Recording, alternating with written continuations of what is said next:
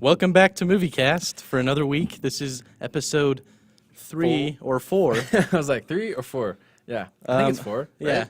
This is Alex as always. This is Cole. And we have a really good week of topics. And I think, well, we'll start off. How's it going? Man, it's going great. It was a very busy week for me, but it's good. Yeah. Going well. Those who don't know, we live in Utah, and so we didn't really get much of a winter. But we've been getting quite a bit of a spring, though. A lot of rain. A lot more rain than I guess I was expecting. Well, we didn't get a lot of snow, so for those who ski, it still is the best place to snow. It's just a little delayed, or to ski. But this week we have a good rundown of some movie news that is stuff that we find pretty interesting.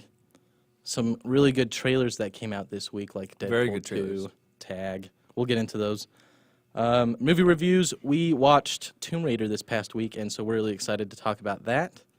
I'm very excited to talk about Tomb Raider. Yeah, so I guess we'll get into the first topic, which is I find this extremely interesting just because I do track box office stuff afterwards. I don't care for predictions. I agree. Well, I think predictions are telling.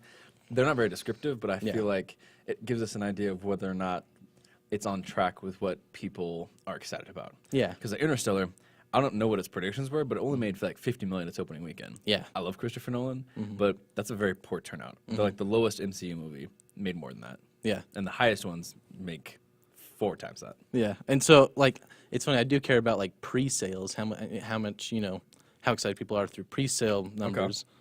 But box office, like, like, I hated when they're like, Wonder Woman's going to probably do, like, 90 million or something, and then it's never accurate. Yeah, you can't gauge people you don't have data on. Yeah.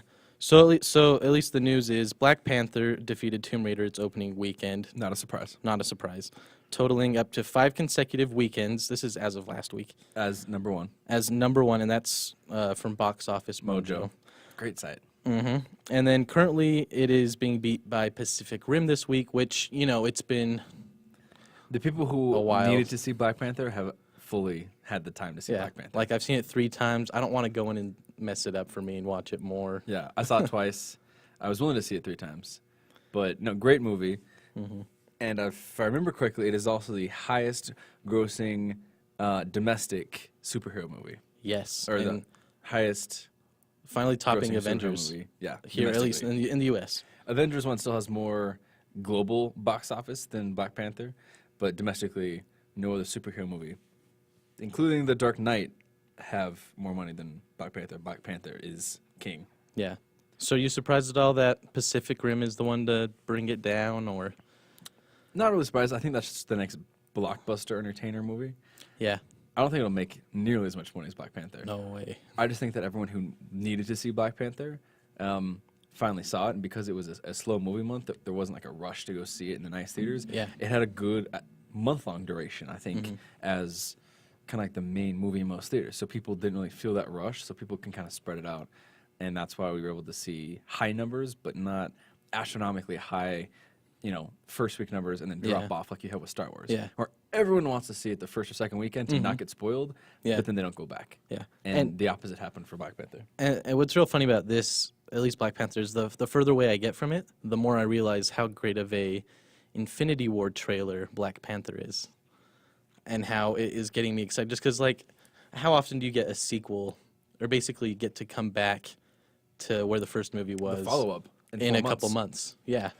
It's basically basically genius on their part. Yeah. And not only that, it kind of got me excited to go watch Civil War again and see a little bit of Black Panther and his dad, the King, just interacting, so I could get kind of the full package before I go into Infinity War. Oh, no, I completely agree. And talking about pre-sales, how do we feel about Avengers Infinity War having the most amount of pre-sales ever? Yeah. And I'm excited that it is. Like it is the culmination, but, like, I feel like a lot of people have dropped off, The MCU. There's a little bit of fatigue setting in. Yeah. And I'm not sure what the fatigue is from because, the DC EU is just absolutely garbage at this point. And the MCU, comparatively, is doing a great job. And people still love, like, Ant-Man and the Wasp. Yeah. They love Black Panther. I think people enjoy Doctor Strange. So I don't think it's necessarily the characters of the movies. Yeah. It's the like we've just been building towards Infinity War for so long that I feel like it's the Infinity War fatigue. It's like, can this happen already? You've been setting this up forever. So as soon as I think Infinity War kind of starts changing and wrapping up, it'll kind of embed this new life into the cinema and to the universe where people don't quite know what to look forward to next. So that'll drive some of that, ingenuity and kind of creativity going forward. And like nothing better than having Black Panther come out months before. I think that's driving a lot of attention that that people who probably wouldn't have thought about it are kind of more excited now. And I think that's probably why they featured Wakanda so heavily in the main Infinity trailer as locations. Yeah. Because it's like, now we know what that is. We got so excited and want to see more of it. And like I said, it's not just that there's another MCU movie. It's that we're going to see the continuation of that story in only 4 months. We don't even get that with Star Wars. The continuation of the story, you got to wait 24 months. If you want to see another Star Wars, you have to wait 12 months, but they're different timelines. Yeah. So great move on Marvel Studios side. I think it's a little bit of buzzing going on in the studio. Yeah, I don't think I'm actually picking it up. Okay, good. All right, cool. I think that's good for that topic. I'm really excited about this next one.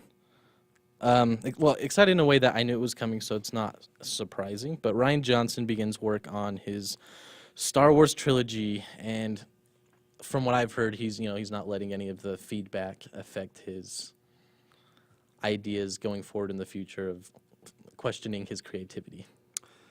Personally, that saddens me because here's some feedback. I did not like Last Jedi. As a movie, I would say very entertaining. I wouldn't call it a great movie by any stretch of the imagination. One of the most divisive Star Wars movies. As a Star Wars movie, I want to say it sucks. It doesn't focus on our favorite characters in the right way. There isn't any part of a war in this movie, and that's my biggest issue that I think we've talked about previously is this is the Star Wars universe. Rogue One, epic war quality, quantity. There's huge spaceships. Best third act for me, I think, in Star Wars. Wars. Recent movies. Yeah, it's amazing. And there's actually like a war going on. And in both The Force Awakens, there was like 12 X-Wings. There was like 1 Star Destroyer. And in The Last Jedi, even though Snoke had his ship that was unnecessarily like 100 times bigger than all the other ships, they were chasing 3 Resistance ships. Like this is wrong. You killed off the main evil villain and not like a cool way. We didn't even get to know who he was yet, so it was less impactful that he died early. We don't know what's going on with Kylo Ren, and then Daisy Ridley. Like, Rey didn't have to be trained anything. I was watching deleted scenes with my roommate. There was an amazing deleted scene on the... Is it on the island? On the island, where he's training her and actually giving her one of her lessons. Yeah. Have you seen it? I haven't seen it. I've heard about it. It's with the fish nuns or whatever. Yeah, it's amazing. So I guess just to sum it up, they're up on, like, the mountain, and it's kind of after they kind of had, like, the Force scene, which is like, kind of cracks the rock. Yeah. And instead of like cutting away to something else, they kind of talk about it, and he's trying to teach her like how the Force works, and because she so quickly accepts the dark side. Like essentially, yeah. Yeah. And he's also trying to train her about how not important the Jedi rules are. And there's all these lights coming from like the ocean back towards the island, and he goes, so she's like, what's that? And he's like, that's a raiding party. They come every month. And she goes, they're gonna go raid the village of like the fish nuns. Yeah. And he's like, yep. And she goes, we have to go stop it. And he goes, if you stop it, they will come back harder and worse and hurt these people. And as a Jedi, our goal is to decrease the amount of death and pain. Yeah. So by saving them now, we will actually cause more hurt, and we can't intervene. And she's like, and that's the stupidest thing I've ever heard. And that sounds like good character building. It is. And she's like, they're our friends. And he goes, but we might make things worse. And she's like, screw that, takes off. And it's that scene in the trailer where she has the blue lightsaber and she's running at dusk. Yeah, which I never saw in the movies. I always wondered what that was from. Very cool. The music swells. She busts into the village, and they're just having like a celebration party. And like the nuns look at her like you're crazy. And like Chewbacca and R2-D2 are like dancing in the background. And you're just like, what the heck? It feels very Star Wars. And then she's like, you lied to me. And Luke's like, yeah, of course we're going to help them. He's like, why would we not help them? He's like, the Jedi have stupid rules. And you're like, oh, That makes a lot of sense. Those are the kind of moments we needed in The Last Jedi. Yeah. And so I honestly don't care that Ryan Johnson is starting into Star Wars movies. Will I see them? Probably. The fact that he's in charge of all three of them, though, does that, at least with story? I think his story will be cool. Like, I liked his movie Jumper, but I just don't think he instills what is Star Wars into his movies. Like, Rogue One feels like Star Wars. It looks like Star Wars. It sounds like Star Wars. Last Jedi, Force Awakens, those for me don't feel like Star Wars at all. And Last Jedi, the least amount compared to the two. Yeah, and that is one that we do disagree on a bit, just because I don't know, I feel Luke was done perfectly to me, and I feel like, well, there's a lot of things I don't know, at least they resounded with me like almost perfectly, but the Canto Bite thing, I think we can agree, is probably the low point of the whole movie. It bites hard. It bites hard. All right, so along with Star Wars news, Lord and Miller have released to the public in a way that they are getting executive producer credit on the Han Solo movie. What do you think about that? I feel like that's kind of a slap in the face. I mean, they shot the entire movie, even if they're having 6 months of Yeah, reshoot. they said like 90% of the movie was filmed already. Like, Yeah. I mean, and even though Ron Howard is doing some reshoots, I feel like that's kind of tough to give him the director's cut because, I mean, he's essentially becoming a reshoot director and an editor. I mean, he can repiece it how Disney will let him repiece it in the editing room. Yeah. But most of what was shot was by these guys. And I don't think, I'm not sure what their repertoire was before this besides the Lego movies, but Lego movie, I mean, that was kind of yeah. animated. Was it Jump Street, 21 Jump Street 2? They had those ones as well. Okay. But yeah, like I didn't know much other than the Lego movie. And I mean, the movie looks really, really good. So, you know, I feel like that's a tough break for them. I mean, it's always hard when you work with your boss and your boss isn't happy with your product. Yeah. But I feel like to be not even acknowledged for a directing credit means that they must have made Disney really mad. And here's the thing though, back when I heard this news at first, I was like, hey, if they're causing problems, get them off if they're not taking it seriously. But with how I feel about Kathleen Kennedy now, I almost wanted to see what they could have done with it that would have made it, unless it was too wacky, you know. Supposedly the story is that once Disney watched the final cut, they were very concerned that it had the wrong tone for the film. I don't really know what that is. Like, what tone were they going for? Yeah. Because, like, We don't even know right now what it's, you know. the trailer, aside from horrendous music at the end of the trailer, I don't know what the tone is. Like, was it too light, too dark? Like, Visually, it looks like Rogue One, but it looks like it was embedded with some lively characters. I mean, you have Donald Glover playing a young Lando Calrissian. You have Khaleesi, or Emilia Clarke from Game of Thrones, playing this kind of heiress kind of quality. She's rich. People are speculating that maybe she's the original owner of the Millennium Falcon. She's kind of a love interest for young Han Solo. And this movie looks like a heist movie, different kind of things. It looks fun. I mean, it looks pretty good. Yeah, and So, I'm pretty sure it will be pretty good. At least, I don't know. Disney has not been pushing very hard on the trailers or if any news. it's time that they definitely need to. It's so close. It's so close, and we need to hear a lot more from it. Are you wondering if they're pulling back on pushing Star Wars because they know regardless of how much they advertise, it'll make a good amount of money?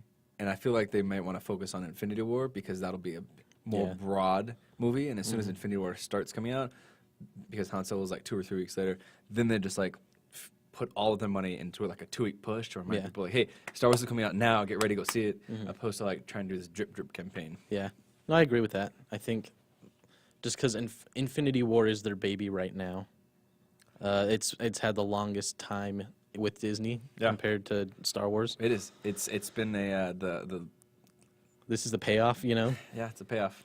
I feel really bad for all the movies coming out the week before Infinity War, all the way through. I don't even know what's coming out before or after. Yeah, 'cause or in all I care about between. is Infinity War. And Han Solo. I don't know what's coming out in between there either. And I feel bad for those movies because they're just going to get. Well, they had kind of moved their schedules around. I think we talked about that last podcast. Yeah. So all I know is I want Infinity War to be great. I enjoy Civil War, but the action sequences were not as good as Winter Soldier. I do not want chop cut edit scenes. I want some long cuts. Done with good the fight shaky scenes. cam. You meant like you're finished with the shaky cam. You don't want something done with the shaky cam. I mean, if it's done right, I hate the shaky good, cam. but It's just hard to watch. It's like the Bourne movies. I can't watch them anymore because they really do just mess with my head. Like, it hurts my eyes. Yeah, and I feel like it's just not good story making. If you can't choreograph a good fight and film it, Yeah. I mean, you saw Atomic Blonde, right? But I know it's like what they say. It's like the female John Wick. Like, Kind of absolutely amazing fight sequences. I mean, these fight sequences last 90 seconds, maybe 2 or 3 minutes, without any apparent cuts. yeah, I mean, they're in like a hallway with like a staircase, sounds like the Daredevil. and yeah, very similar, but like not like a hallway. Like these are big open spaces or a room, and like they're fighting. They kind of get hurt. They get like actually kind of sore and lay down, and then Yeah. get back up again and start fighting Slowly. again. And there's no editing, and it's just because it was a good, well choreographed. Though I fight love scene. to see those. I love to see those ones. So I would hope that Infinity War does this. I really don't want them fighting like headless torsos and that alien species. I'd rather have them fight like Thanos' kind of right hand or his children. yeah. There's like 4 or 5. Yeah. I'd rather see them fighting like this elite squad of like actual characters. Yeah, And I think Marvel will hopefully go in that direction. yeah. I'm just really excited. It's going to be a 2-movie arc as well because I don't think it can be told in completely in one. But we'll get into that maybe with the trailer a little bit. Our next movie topic, I found this interesting, but John Boyega put a little bit of his Star Wars earnings into producing Pacific Rim Uprising. I don't think he made that much money. Well, yeah, but I think he might have put in like $500,000. Yeah. If I had to guess. something not. When I think of this kind of stuff, the last thing I remember, at least in recent memory, is Ryan Reynolds with Deadpool. He put his own. He was just like, let's get this done because he had been waiting for like 8 years to do it right or something. So as of right now, like I don't know how Pacific Rim is doing. I know they had their premiere. I haven't seen any reviews yet, so I don't know if it's going to be, turn out well for him. But I know overseas the market is, people love these kinds of movies overseas. It's interesting because it's kind of an amalgamation of a few different movies. It's a Godzilla-style movie. It's a Gundam or big robot movie where people control the robots. That's Yeah. been very, very big in Japan and in Korea for a long time. I mean, you have Big O, you have Gundam.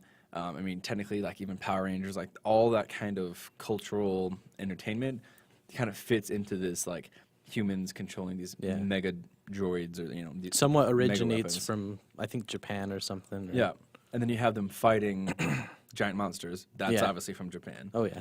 And you add in the fact that it's kind of like an international contingent, but kind of based in America. You kind of broaden that market of who this appeals to.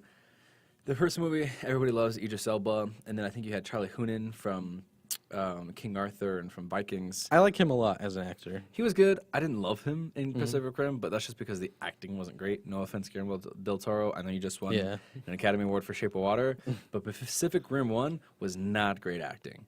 I mean, it was definitely, I would probably say, twice as good as the most recent Godzilla movie. Yeah. That one was. Oh, yeah. No, yeah. very, very bad. I agree because I enjoyed Pacific Rim way more than the Godzilla. Godzilla one, yeah. I mean, if I had to, from watching it once, probably 2 years ago, I'd give Pacific Rim C plus maybe. Yeah. And I would initially say for just from storyline and action and visuals, Yeah. it would normally like a B minus, but like just some of the acting is just very bad, which for me pulled it down to a C plus. But this next one, it looks like they just kind of went with it. They didn't care what people said. Gave it a bigger budget, and the thing that I don't know if you've noticed in the trailers, but there's a lot of mechs fighting each other. There's the one of Yeah. the two fighting in the Arctic, and then the two fighting with the buildings, and I'm like, are they fighting monsters? Why are they fighting each other? So that has intrigued me to trying to see like what's the story in this. Yeah, because if they just kept it with just fighting monsters, I think the story wouldn't have progressed really, Well, bless you. Thank you. Try to move my mic. So you don't blow your eardrums out, people. I know. Sorry about that. Okay.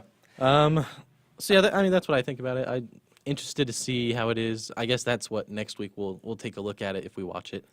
Here's a question: do you think Pacific Rim 2 Uprising? I don't know what's Uprising, but do you think Uprising will be better than Tomb Raider? For me personally, Yes. no. Wow. Okay. And I'll talk a little bit about why in movie review. Um, maybe a little precursor to what I think about it. But at least right now, I want to talk a little bit about some of the trailers we've seen in the last couple of weeks because we've had really good ones, but mostly good ones that made me laugh a lot and that got me really hyped for what's to come. So, we got, like I said, Tag, Deadpool 2. I think we should talk about Tag first, yeah. I saw an ad for this, and I honestly thought it was kind of a joke because it started Jeremy Renner, and I'm like, he's about to come out with Infinity War. Yeah, maybe like a commercial for something. Yeah, and it was on YouTube because you know how people make like their fake trailers on YouTube. Yeah. I hate all the people who do that. If you're one of those people, I dislike you very much for making fake trailers that just waste my time. Yeah. So that's what I thought it was. And then I was somewhere else and ended up watching the trailer, and I laughed super hard. I think if you give Ed Helms a good comedic role, he's really funny, and I think pairing him with what's his bucket from Mad Men? John Hamm. John Hamm, and you have Hannibal Buress, I think, as well. I think so. I swear there was one more person. But like good cast, and you have Isla Fisher, and then you have Rashida Jones from Parks and Rec. I mean, this is a pretty good cast, and Yeah. That's what caught my eye at first. I was Yeah. just like, oh, wow, it's not just one gaggle of people. one guy and then like a bunch of supporting actors I don't know very well. So this is a good cast all the way around. And John Hamm recently with Baby Driver, he's been proving himself more and more recently. As a big screen actor. Exactly. Ed Helms, I haven't seen him in much other than Hangovers. and that was forever ago. And I think he's done a couple ones that weren't very profitable Successful. recently. Yeah, I mean, it looks like a fun movie. The jokes that they talk about look fun, and then like the scenes where the guys are attacking each other, like while his wife's having a baby, and like The they're funeral. literally receiving the baby, and Yeah. they're like, "Hey," pats on the back, like, "Hey, you're it." I'm like, super super smart. It looks like it'll be a good time. I know this is like a movie my dad would be super stoked Yeah. to see. So And based on a true story, which makes it all the Right? more intriguing I to me. completely agree, and I think anybody who's a guy or who knows guys, like a group of guys, this is 100% what kind of stuff that we do. Yeah. It's hilarious. Yeah, that one line where he's at the funeral. I really know your dad would want you to be it. It's just that made me laugh real hard. Yeah, so I'm pleasantly surprised. I would say that's probably jumped into my top 6 Yeah, of movies I'm expecting to see this year. like instantly that came into my scope, and I'm really excited for it. But that's all we know about it so far. Yeah. So we'll go to Deadpool 2 trailer, DP2 DP2 trailer 2 trailer number 2. Yeah, the first one. was interesting, but it was almost too much of a gimmick to actually be a trailer. Yeah. Now this one actually feels like a movie trailer. Like there's plot points I'm seeing. Yeah, and I think that when I first saw the Deadpool 2 trailer, I got excited. I enjoyed Deadpool 1. I think it deserved every penny of its like $750 million, profits. But, I would easily say that my excitement for this movie doubled Yeah. seeing trailer 2 and seeing that the New Zealand kid from Journey into the Wilder People Oh, is yeah. the kid that Cable is trying to kill and Deadpool is trying to save. I was like, done. Take my money. This movie is going to be so funny. Who I find that kid hilarious after watching that one movie, the Wilder People one. Yeah. The Taika Waititi directed. Yes. And all New Zealand cast. Amazing. Yeah. And it's, the only thing I would have loved to see in there is probably a Jermaine Clement. Just to round it out, we've had quite a bit of New Zealand representation the last year, probably in movies. Good for them. They're a tiny country. I know, and I just think they're funny. I don't know why. Its accent does a big thing for me, but I just think It's kind of like the new British humor. yeah, Right? Like, Monty Python was really big in like the 80s and the 90s. yeah, And I think now, not that necessarily New Zealand is, taking over, but I think it's new, so it's refreshing. Yeah. And so it's exciting because it's, it's not something that people are used to, so therefore it's funnier. It's like a new comedy sketch. If no one has ever heard it before, it's funnier. yeah. And Australia always represents. It's fun to see New Zealand. Hey, Margot More and more. Robbie and Chris Hemsworth, Nicole Kidman, Keith Urban. Hugh We've got- Jackman. Yeah, we got a lot of famous Aussies, so I think it's good that we've got some New Zealanders picking up the slack. Yeah. Oh yeah. So I was gonna ask. So with this Deadpool 2 trailer, Yeah. what part do you think stood out the most to you? 100%. just seeing the kid from Into the That Wilder one? People, Yeah. because he didn't say a single word, and I'm like, I need to know what he says because everything that comes out of his mouth is hilarious. Yeah. And the fact that Cable is trying to kill him, and Deadpool's like, "No, What, we're gonna the get kid? we're gonna get a team together to protect this fat, New Zealand kid." And I'm just Yeah. like, this is gonna be a great movie. Yeah. All right, so there's that trailer. I think I have one more trailer if you haven't seen it. we'll take. What is it? It's The Spy Who Dumped Me. I didn't see that one. Okay, we're gonna take a quick pause so I can show Alex Aubrey what this trailer is. I love these mid-podcast trailers. I feel like we did this last time too. Well, it's funny. So, I mean, you're all listening to my reaction before the trailer. I have no idea what this is. Could care less. Let's see what I, think about it. I really After. I don't know if I've been on a podcast where like they talk about something and you have a pre-reaction and then they watch it and you have like a post-reaction. Yeah. Okay, let's see. So it's Kate McKinnon and Mila Kunis in a spy-esque movie, like the one with Jenny McCarthy. What's it called again? Not Jenny McCarthy, Melissa McCarthy. It's called The Spy Who Dumped Me. I think we were talking last episode about how I think Kate McKinnon's the best Saturday Night Live. Like, she's the funniest one right now. Possibly. Oh, completely. And this movie makes her look hilarious. And Mila Kunis is really funny in her own way. Mm-hmm. All right.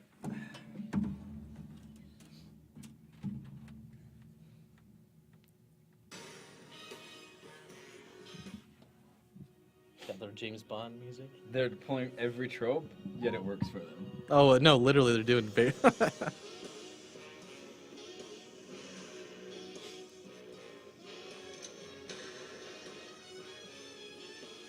I think they're making fun of themselves. Yeah. Do you know how to drive a stick? I'm so sorry. Oh my God. Do you know how to change a gear? What's a gear? Well, that would happen, Okay.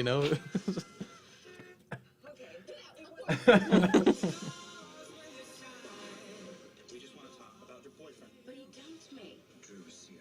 I'm sorry, what? Some bad people are after me. Now they're after you. Why is this happening? I don't know, because you dated a spy. I don't know. You have to swallow it before they come back. There's no burning back for us. We're semi-professionals at this point. Professional. We are professionals.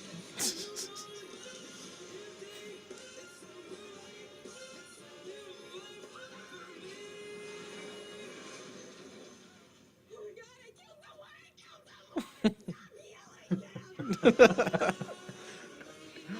now! Ask questions. I don't like answers. You feel pain. I'll tell you anything you want to know.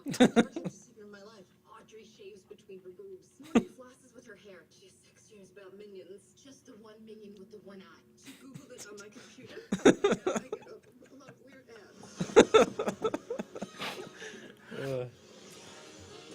All right. What's the reaction verdict? No, that's funny. I didn't even hear about this one. That came out like 2 days ago, and I was like, that sounds really stupid, The Spy Who Dumped Me. But I was like, Mila Kunis and Kate McKinnon, that sounds like a winning pair. Yeah. Watched it, and very, very excited. Yeah, I think Deadpool 2 overshadowed a lot. I'm sure a lot of people didn't hear about this one because they've been probably talking about Deadpool 2, probably talking about other ones. I thought that was really funny. I'm excited to see that one. Just I'm 'cause- surprised it's coming out in August. Like, that's heavy-hitting blockbuster season. Yeah, that is. Well, As long as it's funny as the trailer looks, yeah. it should make a good amount of money. Mm-hmm. Like, no, they got good lines in there. Yeah, I mean, just in the trailer, it looks like if you enjoyed Spy with Melissa McCarthy, Allison Janney, Jude Law, and Jason Statham, you will very much be looking forward to The Spy Who Dumped Me. Yeah, same subgenre. Action comedy. Yeah. Well, that looks funny. I'm looking forward to that one too.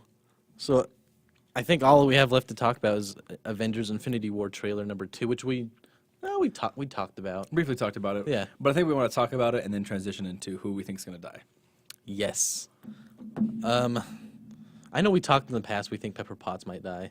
You think Pepper Potts might die Yeah. because you think that she's in the Hulkbuster suit. No, not the Hulkbuster suit. Just Oh, the Iron Man suit. The one where Thanos She- just punches. Where she just and gets decked by Thanos. Yeah. All right. So the trailer, I'm seeing.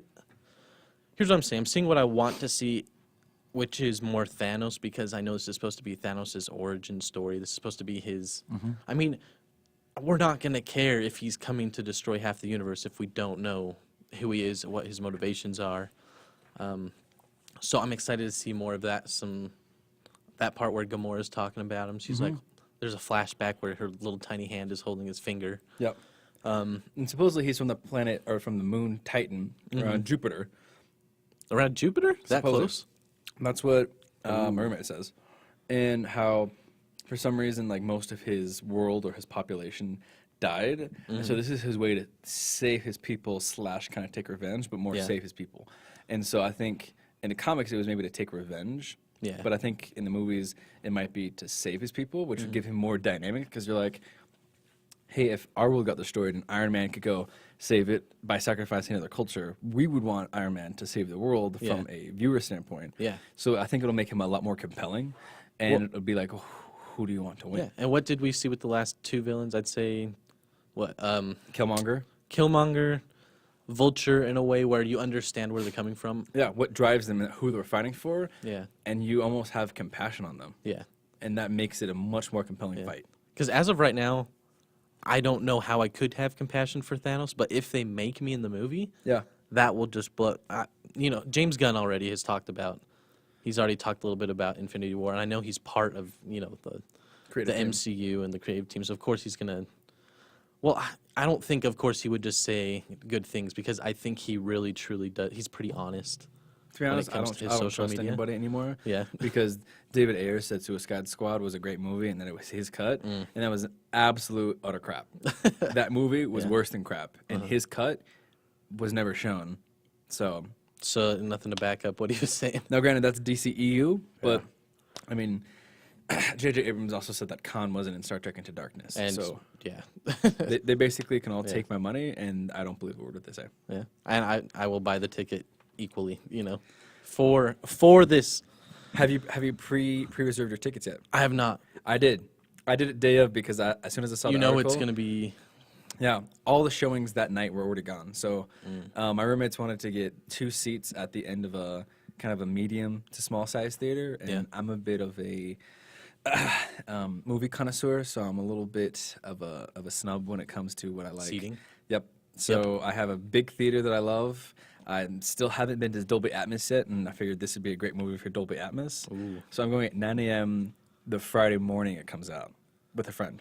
How do you like morning movies? I can't even tell you the last time I went to a morning movie. But it's 2 days after finals get out. Yeah. I won't have class. It's a Friday morning. Yeah. And I know I won't work then. So I literally only go to 9:30 a.m. movies. really, do you Yeah. like it? Is there Unless- less people?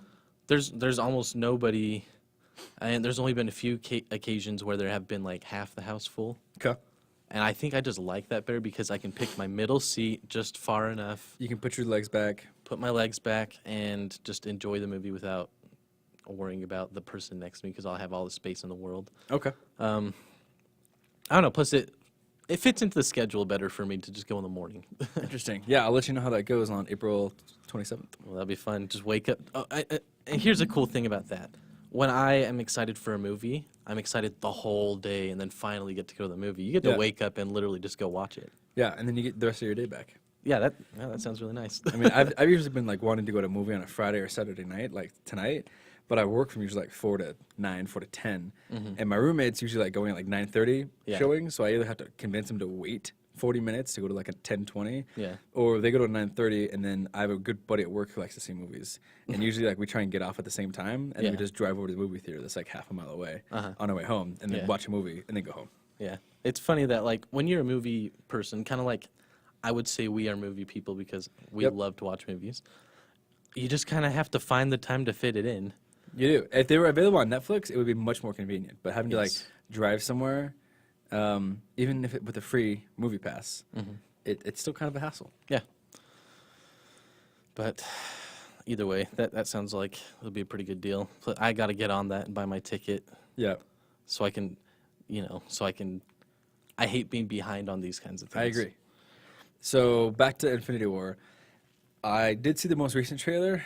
I haven't watched the YouTube videos that talk about whose contracts are necessarily ending to like kind of pre-predict who's going to die. I guess more from just like a general MCU, overarching picture of the universe. Yeah. Who do we think may or may not die in this movie without trying to be like, this is super data driven, more just kind of opinion based. Yes. I have some people I think who should die. Okay. Who do you think should die? I think who should die, in some sense, I do think that Tony Stark should die. I agree. He just kind of feels antiquated at this point. And I feel like it's all his fault, and for his story arc to fall into place perfectly for me is that he knows it's all his fault, most of it. What? Most of what's going on, like Ultron, Okay. and how I've been Civil watching War. Civil War recently, well, this last week, and just how ever since the appearance of Iron Man, things have just all of a sudden been happening. And I know Vision talks a bit about it, like, hey, just the fact that we're here invites this competition, and having Iron Man be the start of that. This would be a good conclusion to his story arc. I think this is his big 10-year story arc, and I think he should die for the story to be at the level I want it to be. Do you think it would be coming full circle because he tried to sacrifice himself in the first Avengers movie by like fighting the Chitauri and like putting the bomb up there and falling back and expecting not to make it, surviving, and then him knowing that this is kind of in his character to self-sacrifice, but to actually self-sacrifice and die. Yes. And And I think that might be poetic. I know you've been seeing since Avengers the first one Him getting his punched in the chest. mindset. Oh, his mindset. His mindset. He just looks very ragged. He does He's feel had very heavy. The anxiety. He knows something's coming. He had those dreams in Age of Ultron that of just everyone dead. Like he You're right. knows something is coming. And I think he's preparing himself for his own. Ooh, I like that. I Fall. like that. Okay. His own fall. I see what you did there. Okay. Who else do I think? If we had to choose between Cap America and Iron Man, who would you pick to die? Iron Man. I agree. It feels like the natural choice because Yes. even though Chris Evans is like says he's getting old and liking it, I don't think we've gotten enough Captain America yet Well, in the MCU. It's hard to think of the MCU without Captain America. Like I don't. Chris Evans, Captain America. Yes, because I don't know who can successfully take his place and have me care as much. Yeah, he's essentially our version of Superman. Yeah. He's our moral compass who is unfailing at his virtues to the point that, like with Civil War, his virtues of doing the right thing go so far it creates like divisions. Yeah. But I feel like we need him because we don't have anyone else that's like our moral compass for the MCU. Yeah. Nor that's kind of like the audience's insight into kind of what we wish superheroes were. Yeah. So if he does die, Bucky Barnes is a great character, Falcon is a great character, but they don't have the same character morals as Yes. Chris Evans Iron Man. Yeah. And it's so funny watching I'll touch on it later about Civil War. Thor, I feel like he deserves more. Pre-Thor Ragnarok, it felt like Thor should probably die. Because Post-Thor he probably Ragnarok? wasn't bringing in as much, but Well, his character completely changed. I mean, if you watch the first one, physically he looks different. I swear he's wearing like blonde mascara. Like he just like is just kind of this awkward guy. he acts way different, He does. It was kind of like overly acted. too stoic. Yeah, it wasn't his fault. That was just like the direction they gave him. Yeah. And then I personally really liked Thor 2, but it just felt like it was just a side storyline. Like, because like Earth is one of the 9 realms, it seemed like he had more important things to do. Yeah. But I feel like with Thor Ragnarok, they brought his character back down to Earth to where he fits in with the other characters. And honestly, we love him. And his banter back and forth with the Hulk, I don't think we're ready to lose Thor based off of the comedic side that he's bringing because he's very different than Ant-Man. Yeah. Ant-Man's funny, but Ant-Man's funny from like a Paul Rudd, I'm kind of stupid and don't get it kind of way. Yeah. Thor brings it in like a, I'm super confident and funny quips and, and my Yeah. brother gave me this like snake and like, I was like, I love snakes. And I grabbed the snake and he popped and I was like, and then he stabbed me. And I was like, that kind of like comedy of like, oh yeah, my brother stabbed me when we were children. Like Yeah. that just kind of like awkward but weird but unrelatable comedy is unique and I feel like we need it. Yeah. Which is also why I think Pepper Potts is going to go. Because, Yeah, tell me Just- about this. You've been talking about how Pepper Potts is going to go. okay, so I see, this is most likely not true, but in the trailer, the first trailer that came out, You have that quick shot of Thanos just giving a solid punch to the Iron Man in the chest. Iron Man suit, whatever, and just sprawled on the ground, looks unconscious. And it's not the Iron Man suit design with the wings that we've seen. Yes, and now that we've seen this trailer, the most recent trailer, he's got his nanobot or nano suit that will just kind of like Black Panther's suit, just come on, come off like that. I think, I mean, you never know what's going to happen, but I think he's gone somewhere. He can't get in contact, and Pepper Potts is seeing what's happening on the news. Yeah. She knows how to use a suit. She's been in one. Yeah. I just think that she's going to respond because she has no other option, and she's just going to get laid out. And I think if that happens, it will create so much more of an interesting I completely ending agree. arc of Tony Stark through this movie. That would be the coolest thing. Like, honestly, like, I never heard of that or thought of that until you said that. It makes perfect sense for her character. The only thing that concerns me is I don't know where Pepper Potts was story-wise in Civil War. Because it starts out... just because I Yeah. watched it. Other than he said they kind of are having a break because he just can't let go of being Iron Man and Yeah. obsessing about it. But did that come from another movie, or is that just kind of like that's just how the movie started and that's just where we're taking it? She's just Yeah. she's just MIA. Spider-Man: Homecoming, she's there at the end. She's just been running the company, Okay. She just doesn't I want couldn't remember anything the to last do time we with- saw her in the MCU. Yeah, she just doesn't want anything to do with the Avengers. She just is running Stark Industries. Oh, so she is at the end of Homecoming, which is after Civil War. Yeah, Okay, so she's still here. yeah. Okay. And he was going to propose to her like in front of a bunch Oh, of you're people. remember? right, dude. That would make it so much more interesting. Exactly. If what if she like gets into the Iron Man suit like with her engagement ring on? Like that is some And hard. that's the one thing he takes out of the suit. The suit's just broken into pieces, and he finds her. Oh man, that would be so compelling. Okay, I don't need her to be in this movie, but if she's in this movie to have that kind of moment, I think she definitely needs to be. Do we think that Hulk is going to survive? I think another theory. I think he's gonna get split. I think Hulk is gonna get split with Bruce Banner. How? I don't know. I know in the comic books they've done it. I just don't know how they would do it. Sure. My thing is, you can't really do a Hulk standalone movie. I know we've had like two, but it's not a relatable character. And Universal kind of won't let that happen. Yeah, and so I think because he won't have his own standalone movie, you need him in these ensemble movies, and you can throw him into things like Thor Ragnarok, and he's great. People love Thor the character, but they also love Bruce Banner. Yeah. So I think that Thor will survive. Or Hulk. Hulk, yeah, sorry. Yeah. Hulk. And that's where I think Hulk Does he need will to? survive. I No. think Bruce Banner is going to die. Interesting. If they figure out how to do a split. But I know he still has some story arc to go through that with MCU. I feel like he still has some stuff to do. So I'm not With too Black Widow? sad. With Black Widow, that's got to be tied up. That loop. I mean, it's not a loophole if they tie it up. I would say the odds of Black Widow dying are 1 in 1,000. Yeah. She still hasn't got her own solo movie. I don't think her own solo movie has even been announced. And she brings something to every movie she's in, whereas like we were talking about Pepper Potts, she doesn't. I don't know what story she could have after this. I agree. Or She's is a in- supporting character to Iron Man. Yeah, Black Widow I think does have more story. She's to a main tell. character. Yeah. Especially like in Civil War, when she was on the other side, but she conceded because she had compassion. Yeah. She has to stay. So Yeah. I feel like she's surviving. Obviously, Doctor Strange is surviving, so we're not even going to talk about it. Spider-Man's good. Ant-Man's Ant-Man good. is the Wasp going to be in this one? I don't think so. I agree. I don't think so either. I think they're going to keep that. Is her character going to be in the movie, just not as the Wasp? I don't think so. I think maybe in Avengers 4 they will.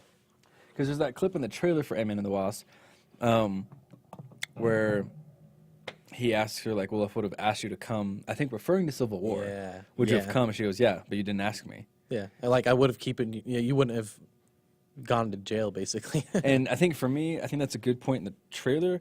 I feel like conversationally, that could come right after. hey, thanks for helping me out. Yeah. Fight Thanos. Would you have come even earlier for like Civil War? And like that's where like the conversation continues where we see in the trailer. So I think she I feel like her character will probably be in Infinity War. I don't know if she'll be fighting as a Wasp, but I feel like her character has to be in there. Yeah. I'm trying to think of how many people they're juggling in this movie. I think it's like 67 or something. Yeah. Plus Stanley. Stanley has to be his coolest cameo. Yeah. He's got to be an alien or something. He's got to Or, do you know, something like interesting. a bus driver. Yeah. All right. So of the main Avengers, Hawkeye gonna die? I don't want him to die. I feel like he should have died in Civil War. He's got his family. Oh, sorry, thing Avengers going 2. on. He should have died in Avengers 2. Yeah.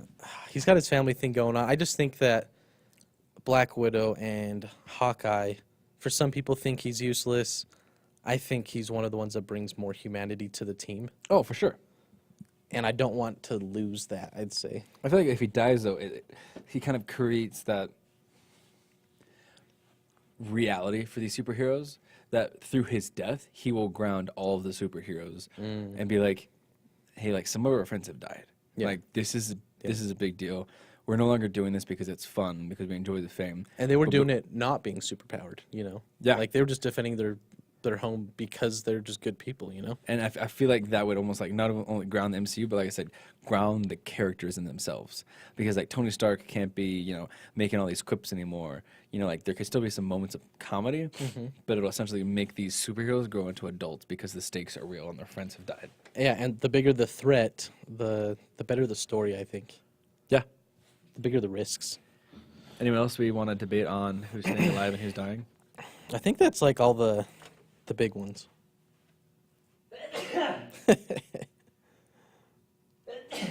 At least in my opinion, I think that's all the ones that are worth talking about. Vision, I think I would agree. I think he's fine. I think he's gonna have the still stone new taken enough. out of him, but he'll survive. I think Paul Bettany will just be a yeah. I mean, because he gets his he gets his powers from this Mind Stone. Yeah. But I feel like, kind of like you said, like Bruce Banner and Hulk having a split, I feel like Vision will split with the Soul Stone, but still find a way to survive inside the MCU. Yeah, I will hope that it literally gave him life and not just it's the only thing that is giving him life. I hope it actually gave his form life. Okay. No, I would agree with that. I feel like Scarlet Witch, I think she's good. I don't think she's gonna. because they essentially talked about her being like the new Avengers at the end of Civil War. Yeah. So she's probably fine. Yeah. Anyone else? I think that's probably it. I think that's it. Yeah. Okay. All right. I'm going to go fill up water bottle. All right. Sounds good.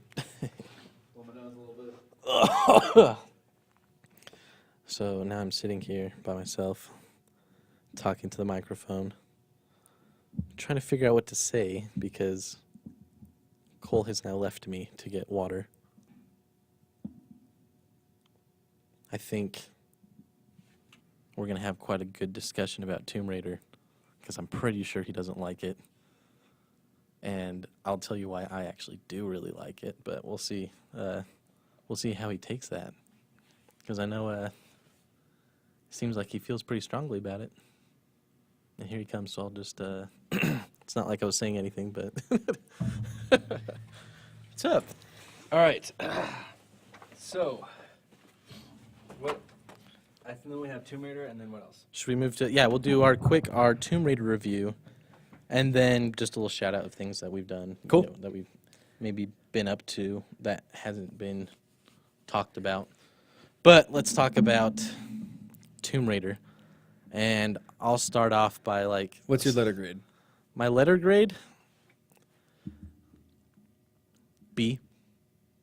I'll say B because, at least for this movie, I'm not taking it as just a movie that's just like a throwaway movie, I guess. Sure. And it's funny because I wouldn't have thought anything of it, but this is actually my wife's favorite, her favorite franchise in general. Okay. And it was real funny because this past week we watched Tomb Raider. We watched the old Tomb Raider as well, the Angelina Jolie one. Yeah. Ridiculous. That movie's ridiculous, but it's real funny that that's my wife's favorite movie. It's a good movie. I don't think it's that bad. And it's a 90s movie. It's a 90s movie, you know? It's very much but I don't know. And then I got done. I finished the actual game that came out on the 2013. 2013. Yeah. And I finished that one, and it was fun to see the parallels where they, you know, went a little more independent in the movie from the game. Things that probably wouldn't have worked in the movie, honestly. That kind of only works in games. But letter grade, I'll say B, because I had a good time. I had a good time. I think the Tomb Raider franchise is very interesting, where it's not like the greatest franchise out there, you know, at all, at all. But I just, for some reason that my wife loved it so much, it kind of made me really like the character. Okay. Because we were talking how it's like a female Batman, Indiana Jones, James Bond. And I'll say James Bond only because she's British in the movie. Okay. I don't want to be a douche and be like, your opinion, but your opinion. All right. Yeah. It does have that potential. It does have that potential. Exactly. And this is obviously, this movie is hey, we're leading on to something else. But I think it was, for what it is, I think it was a good origin story of Tomb Raider, which I didn't, you know, you kind of see the origin in the game, but in the old movies, I don't think there was an origin. She just was already swinging on ropes all around her house, beating bad guys. So I want to know what you think of it, though, because I mean, like I said, I give this a higher grade than I would have just because it has a different connection with me. Of course, and I think that's important to keep in mind because, like, movies are what they mean to us. So I think that's important. Yeah. So story-wise, I do think people talk about Walton Goggins, the bad guy in this movie. People have talked that he's a good actor. I haven't seen anything he's been in. I've seen him with stuff, but nothing to say that he's like an amazing actor. Yeah. But I don't know, for some reason I've heard on several other podcasts that, Walton Goggins is just amazing. I thought he was an okay villain.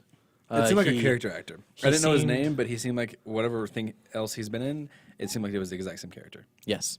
Lara Croft, Alicia Vikander. I actually really liked the whole beginning sequence where they're just riding their bikes around, kind of developing who she is and like not wanting to accept her father's death. And so she's just like, I'm going to live my life and I'm not going to touch the money. I don't care about it. I just want to do what I want to do. And it's funny because watching the Angelina Jolie character, she's so different. She's like super confident. Seems like she knows everything, Countess, you know. yeah. Or this one was just you know, a girl in London riding her bike around. But I don't know. That's like I said. I want to hear what you think about it. I liked the beginning. I feel like they did try and ground it more, which I thought would make it more compelling. My letter grade for this movie is between like a D- and an E+. Yeah. Like, not quite enough, but pretty close.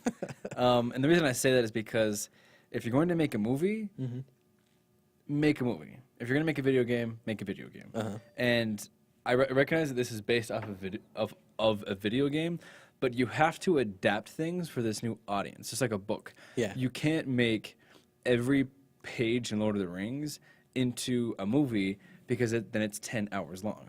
You either have to cut things out and do it into a 3-part series like you do in Lord of the Rings.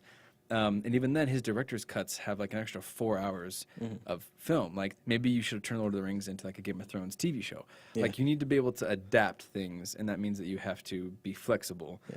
And Like, there's certain sequences in this movie, the one that do came not out, fit for a that movie are franchise. very video gamey. As in, you can only live by this, you know, the just barely making it out. Like, you know, if you pull that too many times in one movie, it's very unrealistic. You know? Yeah, so let's talk about like the plane scene. Yes. The CGI looked very bad. I mean, and then maybe that's because they're trying to put water onto a rusty airplane on the edge of a waterfall. I wasn't questioning that there would be an abandoned plane on this island. It was just the plot point and how it was set up, Yeah. and then how she's running across it and it's cracking, and then she jumps for it and has like a And she's a jump. tiny woman. And then, like, she's such a small girl, and yeah, it's like and she catches it. It's also like wet, rusty metal. She should be cut up. Then she's inside and moves like 4 times. Then it falls. Then it falls again. Then she's on the glass. Then she Yeah. grabs the parachute. Then she pulls the parachute.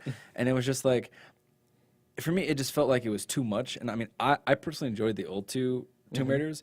I thought like, you know, when she's doing her, like they jump out of a plane and like they do like their air gliders. Yeah. I didn't feel like that was too overarching. I just felt like that was some cool stuff. yeah. I felt like even when she was swinging from vines in the first one, maybe, and like the statue kind of comes alive, Yeah. I still didn't feel like that was too fake. Because it's like, hey, you know, maybe it's some magic, and it's like swinging from vines, that's not too crazy. It seemed like a lot of everything that she does, Alicia Vikander's Laura Croft, was that she was following somebody else's story. It didn't feel like anything she did was of her own accord, and that was another issue I had. Is I feel like just the writing of this movie didn't make any sense. Yeah. All of her character motivations were motivated by other people. When she was, you know, in the first part, doing the bike racing scene, it was like trying to fit in with guys. She kind of volunteered for it, but like we didn't really know why. And then, you know, the female that was like running the company with like the lipstick tried to get her to do this thing, look for your father. No, then she finds her father's tomb. Her father's like, delete all this stuff. Now she kind of goes away from it and like tries to investigate, but it just seems like she was just kind of being led through the story. It didn't really feel like she was leading the story on her own accord, which just felt weird because she was like the main character. And then I just got very uncomfortable with a lot of the very poor writing. And like when people ask me about like, what do you think about like, what's your review? I'm like, I title this review the worst phrase that I heard in this movie, and that's the, well, we're not dead, awkward pause, no shit, cut to next scene. It's just like, who writes that? Yeah. It's just such poor writing. Yeah. And then like for them to act it out that way. And she's not a bad actor, but just the directing wasn't good. The door in the mountain looked like a set piece from that 90s game show on Nickelodeon, like the Hidden Temple. It looked like stuff out of Hidden Temple. And I was like, what is this? Yeah. And then I'm like, it's a door. How do they cover it with rock? How is it in the middle of a mountain?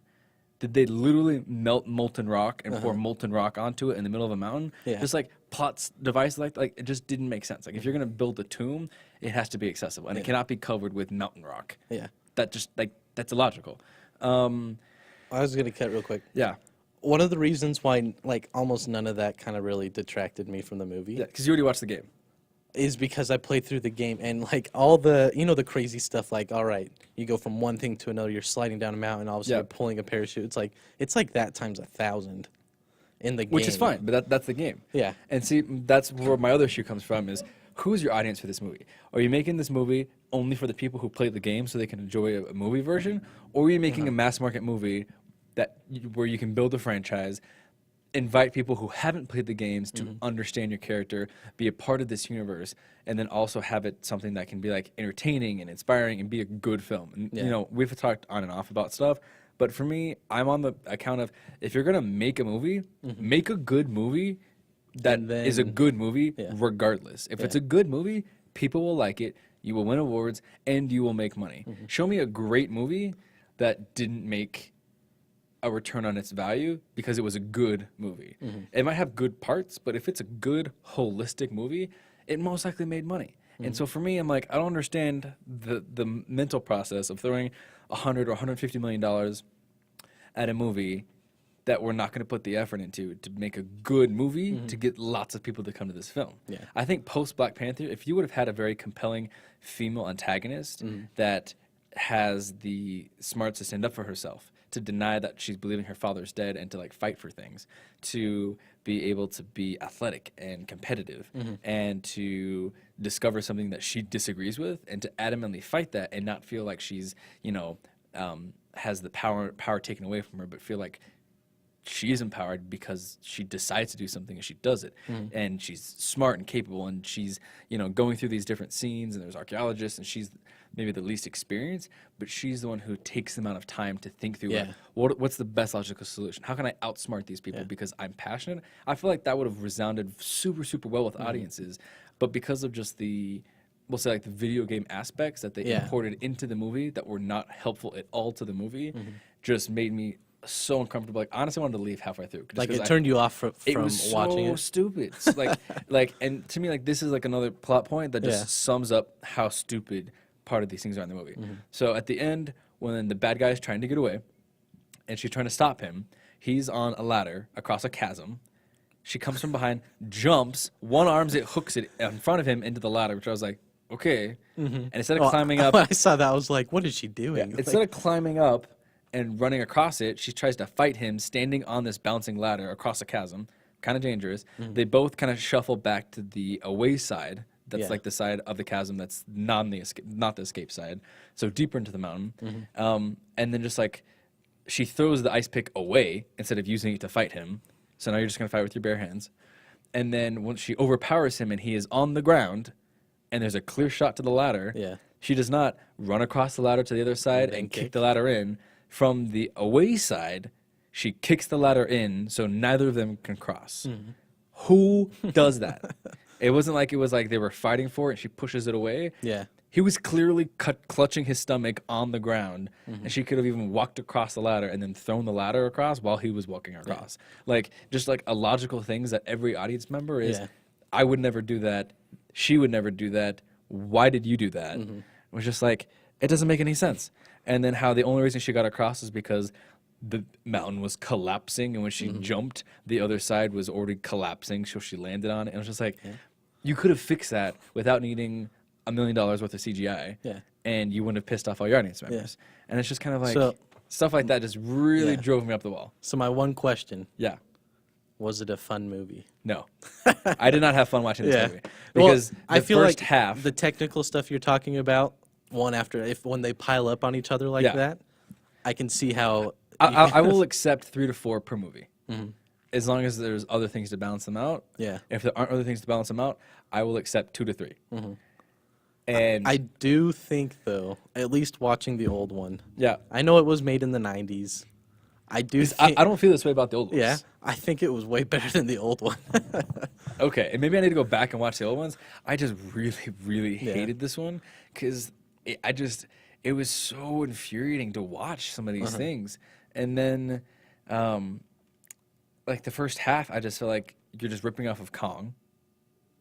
Or King Kong, the first one, not Kong Skull Getting it, Island. you need a captain, and Oh, I need a captain, and then I go to bed in my bunk, and I wake up and like, oh, storms are raging, and oh, there's a reef, and oh, there's like a lightning storm, and oh, we're gonna have to go overboard, and oh, we're gonna have to make it, and oh, there's like a scary population that lives in the island. I'm like, okay, which I'm guessing in the game they must have taken that from Kong, like from King Kong, because that's like the typical. Like, how else are you gonna get stranded on an island? I feel like that's the only way. I thought Kong Skull Island did it in a really cool way. Like, oh, hey, there's just like this awkward perpetual storm, Bermuda Triangle. Like, we have to fly into the storm to get to this island. People are like, that's weird. But, like, I don't know. Like, it's feasible that it's there. It's kind of like Annihilation, where here's this Zone X, nobody knows how to get in or how to come out, but we just have to push people at it. Yeah. Like, I don't know, like, stuff like that. I mean, be creative. Like, tell me, like, it's inside of a, like, volcano chain, so like it's very like dangerous for ships because if there's sulfur air that's coming up through the ocean, air bubbles can sink a ship. And just be like, hey, like geologically, this is a very dangerous part of the ocean to be in. That's why people don't go there. Like, just give me a little extra thought into your writing of your script, and it'll be totally fine. And I think for me, it was just like we're getting there at night. Like, I would have been even fine with like, hey, we're getting there at sunset. I can't navigate these reefs. It's too difficult, and I can't see them. The sun's going down. So let's just drop anchor here. And then while they dropped anchor, because they have lights in their boat, they get attacked by Trinity. Like, I'm fine with that. Like, just think through it to be different. And then, like, her jumping out of it and, like, 25 feet up in the air, I'm just like, why? This is a movie. If you're trying to make it believable, don't pull shit like that. Just looks bad, is all CGI, is Zack Snyder slow-mo, when that's not at all what needs to be in this movie. So I just feel like they were just piecing together parts of other movies, and then being too lazy to adapt the storyline to something that would make sense in the real world Yeah.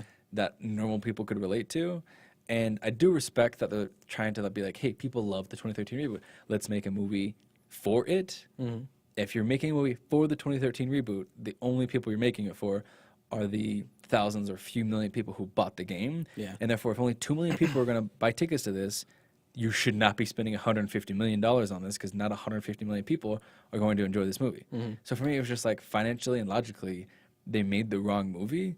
And either because they were too inept to realize that normal people wouldn't enjoy it, or they were just too prideful to not care. Yeah. To me, it just says like it was a bad investment because I'm not trying to shit on the fact that like they adapted the movie. I just felt like it should not have been on that scale if that's not what they were willing to do. Yeah. So And that's why yeah, I'm frustrated. Yeah. So you're saying E plus D minus area. Yes. All right, cool. I'm still at a B, but right before we wrap this up, I think it's so funny coming from the game to the thing. And I'm glad that you had that I perspective. weirdly- because yeah. that helps influence this Yeah. conversation. I haven't played the game. I haven't played any Lara Croft game. Yeah, it's real funny the steps they've taken with the story to make it more realistic from the game, because the game is like very much there is a lot of magic stuff going on Yeah. and soul transferring of a soul to something like. They couldn't leave the island because the magic was keeping them there. Like, there's Sure. all this stuff that like they cut out that maybe To make it more would have been believable. more enjoyable to make it a little more outlandish, instead of trying to make it kind of realistic, Yeah. but then not really. I mean, because we kind of had some of that stuff with, I'm trying to think Indiana Jones. I mean, you had like the guys like taking people's hearts out. I don't think Like it's the Last Crusade, like yeah, but we didn't really have magic, but you did have like, oh, like this is the Holy Grail, Yeah. and there's like an apostle here, and it's kind of weird, and there's the Ark of the Covenant, Mm-hmm. and there's ghosts killing Nazis, but like the way that they set it up, it was like this could maybe be real, and Yeah. like same thing with Harry Potter. If you put it up as like this could be real and this kind of fits into the logics of this universe, people are kind of willing to accept it. So like I was totally willing to accept that like this queen totally had like magical powers because like, you know, maybe we just don't have that anymore. and it's real funny, yeah, because yeah, at least with the game, the whole Trinity thing, there really is just a cult on the island. That there are all these wrecked sailors and people who've been wrecked there that, just through learning about the island, have started a cult. Sure. Because the queen in and of herself is like some evil spirit that passes from body to body. Okay. And so any woman that like lands there, they try to pass the spirit from the queen to make her live again. And I just Did you like the twist about I the wish, about the plague? Well, it caught me by surprise. Okay, because you were Because expecting I was it to expecting be, it to be way crazier, and Okay. they were like they made it a lot more realistic, I'd say, Okay. compared to the But no, in the end, fun movie. Okay. Which is fine. No, yeah. I mean, I'm curious. I'm glad we had this conversation because I was wanting to know what people who watched the video game if they enjoyed this movie. Yeah, Because I was curious, like, did they adapt it so much that they annoyed the people who love the game and annoyed the average moviegoer? Because then nobody Yeah. likes you. because I honestly think they made it for the game people, kind of like Assassin's Creed, which I'm sure even the game people hated too, but Never saw Assassin's Creed. me neither. I didn't see the World of Warcraft movie, and Yeah, I saw that one, but it didn't make sense to me just because I've never played the game. played the game. And see, like that's the thing that I don't get. How can we adapt movies and not video games? Video games have music, they have costume designs. Like it should be twice as easy to adapt a video game than it is a book, because you already have more things to go off of. So I'm not really sure like why it's so difficult, unless it's because for a video game you have to write a story for the game, and just the plot points and the ways you write those stories are very different from novel stories. Yeah, and maybe a novel story is more easily transitionable into a movie Yeah. cinema. And it just the thing about video games is like you have up to 50 hours, 60 hours, sometimes up to 200 hours worth of story and side quests and things that you have to do that like you just can't do in a movie. It's just like you can't put it all into a movie and have it all make sense.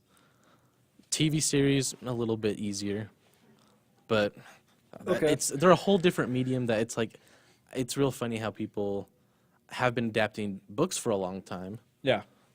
But video games, there's just gonna have to be a different approach because it's its own medium that maybe doesn't lend best to the big screen. Okay. I mean, that makes sense. I mean, the things that were just kind of going through my head recently are 2 video games I personally would love to see turned into a movie or a movie franchise. The first one that I would love to see turned into a movie, my family and I are very big fans of the Ridley Scott Alien universe. Alien 1 is, I mean, a cinema classic. Yeah. Aliens is a very different movie, but in its own right, a historic classic for 80s action movies, directed by James Cameron.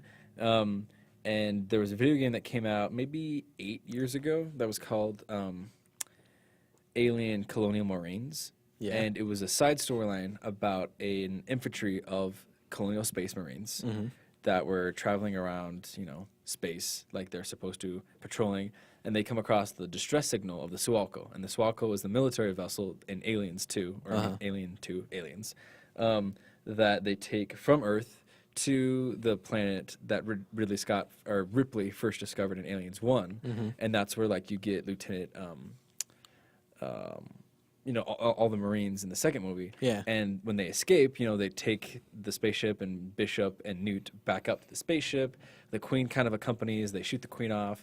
They get into the cryo freezers and everything's good to go. Yeah. And like all of our favorite characters are there. They're safe. They're in this super cool military vessel. And in the third movie, all of a sudden there's a fire. They're ejected. And like, oh yeah, I guess like Newt was infected. Like we never see anything else. Yeah. In this video game, it's the in between. There's a distress signal on the Sualco. We don't know if it's after 3 or if it's before 3, but definitely after 2. And so like this whole squadron of Marines infiltrate the ship, and there's like aliens all over the ship. Yeah. Which also doesn't make sense because there's technically only like 3 people supposed to be on there, so 3 people equals 3 aliens. But anyways, it's interesting. Yeah. And so then they start patrolling, so it's very similar to the first, but you get new characters, and each of the Marines has like a very special character. I think that'd be interesting because it's a continuation of the original good ones of Alien, right? Yeah. And I mean, you could just pull that out now, and it's, whether you bring back Ripley or Newt, it's still locations and it's still this universe, and it's a cool story. And the Colonial Marines in the video game have kind of interesting personalities, and you could adapt those very easily into a movie. Now, Ridley Scott's going off on a completely different. I love his theory about like trying to make aliens and answering the story of who made the alien species. He just kind of went off the deep end, and then I don't know who wrote the script, but the script had some I enjoyed Alien Covenant. It's still not as good as the first 2. Yeah. But it's like I don't think that making the Colonial Marines movie would be too difficult. Or looking at like Need for Speed, they made that movie a couple years ago with Aaron Paul. Kind of terrible. The script made no sense. Yeah. But if you've ever watched or played like a Need for Speed game, Need for Speed Most Wanted, it's very, very similar to like Fast and Furious 2, where it's like, hey, we have these races, we're going to compete for pink slips. Maybe you need to battle the villain or the main gang member to be able to get your car back or to like settle the score. But in between, we have these plot points of like, hey, we have to have these races, and it's super cool. And as we're having these races, that's where you bring in like a cool character like Hobbs from Fast and Furious, where it's like, hey, here's this cop, and there's this cop who really hates you now. He's going to be trying to keeping up with you the whole time. Yeah. And it's like, you could easily build that into 1 movie or 2 movies, and it's about like the races, and it's also about the cities that they're in. Because if you ever played a Need for Speed game, it's all about the cool locations and like, hey, this is Riverside, or hey, this is like downtown in the city. Like they have to pick the right video games to turn into movies. Yeah, and or just like take what is this video game meant to convey, and how can we draft like a movie script that fits into this universe and fits into this storyline, and like for whatever reason, they go like both ends of the spectrum, completely following the video game exactly to where it doesn't make sense in a movie, or completely adapting something that has nothing to do with the video game, like the Aaron Paul Need for Speed. Like I don't know why you can't find that nice middle ground. It doesn't make any sense to me. And all it does is waste money. I think there's too many hands in it. I think it's true. I agree. You have too many Kathleen Kennedys not keeping a good eye on it. And and then there's the studio, and then there's the original writers of the game of the. There's just I feel like there's too many opinions when it comes to video game stuff, and then of course fans are going to be wanting whatever they want. It's true. It's true. But I guess maybe to like wrap up this segment, if you could make a movie of any video game, what would it be? I want Steven Spielberg's Halo movie. Or Halo franchise. The one that he was going to do, but they just, for some reason, it fell apart in pre-production, and a lot of the set stuff and a lot of the props had to go to District 9, which I thought was an awesome movie. Really? I didn't know that. Yeah, and so he was going to, and it was Steven Spielberg. He was Wow. going to do it. I think he got a little taste of it in Ready Player One. Got to use some Spartans in it. I haven't seen the movie yet, but it's in the trailers. But that's the one that I think the story would be crazy. Because at least from the original game, it focused on one character instead of this big universe, right? Yeah, and the story that happens in the universe, it's like, it's one of the coolest stories I've ever seen. And if someone like Steven Spielberg or another director or producer who really understands how to adapt things went at it, I'd be calling for it. Yeah, And their music is amazing. and I hope that they didn't just give up on it. Okay. So that's my Okay. really hope. You Cool. know? No, I was just curious. Yeah. So now that we've talked about Tomb Raider, we're just gonna talk a little bit about maybe just a couple shout-outs of things Sure. that we're into right now. Yep. The British baking. What's that? The Great British Bake Off. The Great British Bake Off. I've never watched it, but I've heard Yeah, it. watched a couple episodes. It's really funny. It's worth a look if you have nothing better to do. I'd say. Sure. You know, if you're sick at home and you're just sick of video games, watch a couple episodes of that. It's real funny. It got me in the mood to bake muffins, and Nice. I guess that's I when really you wanna know bake a show cake is now. successful. Because I tell you back, I don't normally watch baking shows, but I have watched one, and it makes me really want to go bake a cake right now. Yeah, and I guess that's what makes it successful is people just because you can go home and Yeah. get ingredients and do it yourself. And, Well, see, I'm a big foodie. I love to eat food. It's like I'll watch a TV show like Ugly Delicious or Chef's Table or like Chopped and be like, oh man, Yeah. like I would love to eat those, but because they're usually professionals cooking them, you're like, oh, I don't think I could ever cook that, but I'd love to eat that. I just started watching a new show with one of my friends on Netflix called Nailed It, Yeah. and it's where they take like a professional. Like two professional chefs, one a professional French pastry chef, and then usually some sort of like celebrity baker, Yeah. and then a host, and they try and get average people to replicate these impressive, extravagant cakes. Like, I think episode 3 was like a shark cake, like it's like the head of a shark, like a Jaws cake, Yeah. with teeth and like a person in the middle and like blood spilling down the side. And they're like, please replicate this, and it's like not your average good baker. It's kind of people who are like very mediocre. Yeah. Like never used fondant, never used like a spray can of like edible paint. And, yeah, like typical people don't use those things. yeah, or like try to know like that if you fill a pot like a cake tin, you only do it at most halfway because as it rises, you don't want it to spill over, or that you don't use Pan, like you use butter. Like Yeah. these people don't know these things, and so they fail at making these cakes, and these cakes turn out horribly, and then the judges have to find out like who was the least bad. Yeah. And it's hilarious, but like watching, it's like, okay, now I know if I ever make a cake, I only fill the cake tin halfway. If I need to spray it, don't spray it with Pam, spray it with butter. And I'm It's like, that you're learning these yeah. things that you can apply. and I'm like, oh, if you bake a cake, you have to let the cake chill. And if you either do like a flash chiller, you only need like 2 minutes and it won't dry out the cake. If you're gonna put it in your refrigerator, you probably need to wrap the cake in saran wrap so it won't dry out the cake. Oh, there's so much But you have to- timing but you have to and let it things cool down involved. because if you try and put it together with your frosting will melt off your cake because it's too hot. And it's like, oh wait, I've learned so many things. I could cook something now. Yeah. So we'll see. So that's fun. So that's what you've been. That's one of the shows I've started watching. It's called Nailed It. It's kind of funny. It's on Netflix. That's funny. That's our food related things that we've been into. Yep. Just finished Ugly Delicious. A little piece of me died. That's been my favorite thing of 2018 so far, TV wise. Yeah. Number 1, Ugly Delicious. Number 2, Altered Carbon. Oh man, it's funny how, as much as we're into like other world stories and things like different universes and stuff, We eat food. They- We like baking stuff. Too. real life stuff is real interesting as long as it's done well. So yeah, that's our shout outs. I would just like to let you guys know what we're going to talk about next week. Okay. And I think I'm pretty excited about Ready Player One. I am too. Are you reading the book before or after? I'm probably not reading the book before or after because Okay. it takes a lot of commitment for me to get through a book. I respect that. But I'm excited to see what he does with it. I've been keeping away from reviews and things like that on purpose. Okay, good. So I'm really excited to see it. I do like Steven Spielberg a lot and what he's done in the past. I know he's not the same Steven Spielberg as before. But he still creates nostalgia. Yes. And he's one of the professional directors. Auteurs are modern Yeah, day. like he's an artist to me. So No, I agree. I mean, I've seen some of the preliminary reviews that say it's not a perfect movie, but this will be one of the most favorited movies by, you know, cinema fans or, you know, pop culture fans, or like nerds for like a long time going forward. yeah, and I have no problem with pop culture references. I know some people are like, "There's a lot of it." It's like That's the whole point of this it's the book. the that's movie's an story. homage of It's all these it's things. virtual reality. You can be whoever you want to be, so why not be your favorite character? Exactly. No, I love the idea. I love the premise. I really like the main actor. He's been playing Cyclops in the recent X-Men movies, Oh yeah, the reboot. that's why he's familiar. Yeah, he's not wearing a visor, so Yeah. it's kind of hard to. Or he's not wearing sunglasses. Yeah. But no, I mean, I love it. The first trailer really hit me hard. Like, I felt emotional to it because they did a twist on the Willy Wonka theme. And, I mean, it's just like, that's what cinema should do. It should, like, it should move Make you people. feel, yeah. Yeah, make you feel stuff. So, yeah, I'm very excited for that. I'm excited, personally, to keep watching a show I just kind of started getting into.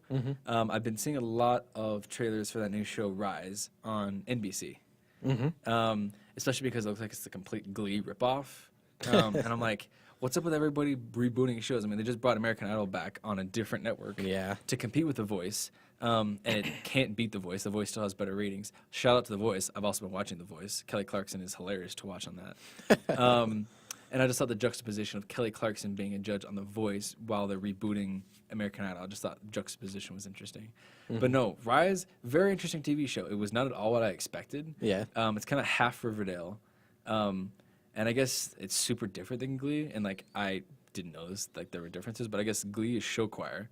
So it's choir. And Rise is about a theater group. And so they're like technically like two completely different Yeah. genres in high school. Yeah. And it's just very, very interesting. And it's also very adult, whereas like Glee was like a very like sitcom. It Yeah. kind of dealt with like big issues, but it was very kind of like, you know, Still very high schooly, a like very high school sitcom. Yeah. And very student focused. Whereas this one, the main character is the teacher, and it's like dealing with like adult issues and like people not having enough money. Yeah. And like very, very interesting. And like I didn't expect it to be that good, and so I watched both episodes in one night. And I was like, oh dang, I kind of want to keep watching. Yeah. Like, this is interesting. If you keep watching, we'll probably talk about it next week and just see. Yeah, so that's what I started watching. It's not at all what I expected, and I'm curious to see what other people thought. Yeah. But yeah, there were some moving moments in there, and I was like, dang, like hitting it, like wow, intense. Cool. So, I need to research a little bit of TV shows to watch as well this next week. But what I am very interested, is Isle of Dogs. That comes out yesterday. Did you see the Screen Junkies video of every Wes Anderson movie? Okay, I'll show you after the podcast. Shout out to Screen Junkies. If you've ever seen a Wes Anderson film or not, they do what it takes to make a Wes Anderson film, kind of make fun of him a little bit, Yeah. but show how similar all of his movies are, and it is quite a hilarious Yeah. video clip. So check that out on YouTube. Yeah, I'm excited for this because every Wes Anderson movie it's such a different experience from the regular movie going Yes. experience for me, and so that's like one of my main, like, I don't remember half the stories of what happened, but just the It's a fact good that escape. they look the way they do and they Yes. talk the way they do, and it's just It's like a Wallace and Gromit on acid. yes. And so I'm excited for that. I think I got to find a theater where it's playing. I hope it should Yeah. be playing everywhere, but I haven't seen much around here. Yeah, no, I agree. I'm not sure if I'll see that one in theaters, but I've never seen a Wes Anderson film, and I have Movie Pass, so you know it's free. Yeah. Might as well. Yeah. Haven't seen A Wrinkle in Time. Have you seen A Wrinkle in Time? No, I don't. I just don't think I will. I had time to do it, Yeah, but same. I personally want to because I read the book when I was a kid. My mom, growing up, really, really loved the book. plus you're sci-fi. You love sci-fi, and if it's I love sci-fi. And like I already know the story, and I know that the story is kind of hard to adapt well into a film because that's one that you might need to change to make it more entertaining as a movie versus just following all the plots in the book. yeah, But I'm interested, and I'm also interested because I feel like Disney has done a good job with their adaptation movies, you know. But surprisingly, they've all flunked. and not because it was a bad movie. Like Tomorrowland was not a bad movie. Didn't make a lot of money. Yeah. John Carter Martian, honestly, I really liked it. Yeah. Did not make a lot of money. It like flopped at the box office. Yeah, I remember. And Wrinkle in Time, it's not making a ton of money, but like people aren't saying like it's a bad movie. So I'm curious to see how Disney can make good movies that just don't perform super well, because I want to find out why they aren't doing so well. So I'll probably watch it in theaters to try and just kind of build up this, what makes this different than Star Wars, and see if the only reason Disney super succeeds in their other movies is because it's building off of previous nostalgia. And Yeah. these new movies don't have any nostalgia, and maybe Disney is not that great at a studio at making movies. They're just cheating from nostalgia. Like Yeah. I saw the trailer for the new Mary Poppins, Yeah. and I was like, oh, that looks really cool. But then when I watched the breakdown video, 90% of everything that's in that movie is from the first movie. Yeah. They're kings of having source material. Yeah, and I'm interested, like I said, because if that means that they're not great storytellers, they're just great adapters, Yeah. then maybe that is kind of it's the Zack Snyder theory. Yeah. Zack Snyder is great at adapting good source material in a very visual way, but he's not good at making stuff up on his own. Yeah. Interesting. Yeah. We'll see how this goes, I guess. Yeah, So I think that's that's all I got. Those I are think all my that's notes. it. I think that was a lot of fun. I love talking about this stuff. Next week, there's going to be who knows what kind of movie news. We could just have like the craziest week next week with movie news of things we don't know what's going to happen or what's going to happen, but I'm excited for it. Where can we find you? You guys can find me. I am on email, I am on Facebook, and I'm on Instagram and Twitter, but I don't know which one I want to tell the viewers to follow yet. So Yeah. I should do my homework and figure that out. I have Twitter, I just don't use it that often. Yeah, I think at least for now we're just sticking with the Cinemacast one, which is our collective, Yeah. Cole and I. So that will be on YouTube, Cinemacast. We're the ones with the big blue logo that Yep. says Cinemacast. We are on Instagram, and we are going to start posting a lot more things. Yes. And honestly, I would love to use the Cinemacast Twitter more, just to like talk about all the movie stuff, because I feel like Yeah. nobody's going to care my personal Twitter, at least Yeah. at this point. And so, at least there, like if you have any questions or anything, you could just tweet us. yeah. And it'll There might be only 5 of you in the world, but we're getting there. And I know for Alex and I, we're really passionate about building a good foundation for this channel.